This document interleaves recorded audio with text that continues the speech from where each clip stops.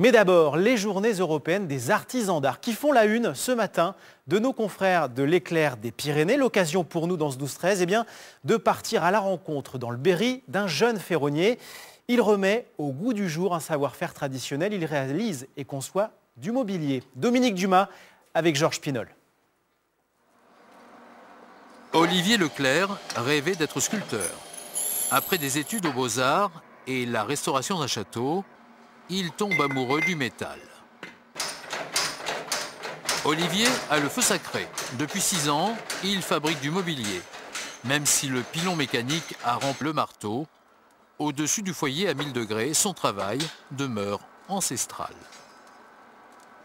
Dans le principe, c'est exactement la même façon de travailler que même il y a 20 siècles. Hein. C'est très très ancien.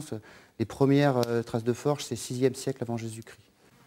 Table, chaise, luminaire, il mêle la tradition à sa propre créativité. Le trentenaire s'est mis au vert dans cette ferme du Berry. Dernière opération, le lustrage des pièces à la cire d'abeille. Ça permet d'avoir une belle finition et d'éviter certains vernis. C'est plus naturel que des vernis et ça fonctionne tout aussi bien, voire mieux. Il aura fallu une trentaine d'heures de travail pour ce bureau. Poignées de tiroirs, pieds arrondis, tout a été peaufiné. Les commandes sont parfois très différentes, comme des charnières médiévales pour un coffre de château.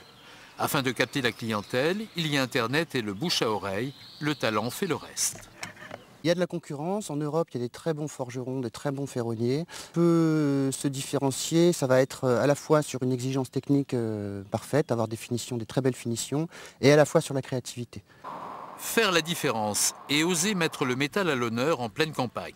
Cette demeure berrichonne prend une allure de loft new-yorkais. Maëlle a su convaincre ses parents pour installer des lustres créés par Olivier. C'est un mariage qui est assez chouette, qui met bien en valeur la pièce, tant le lustre que l'espace.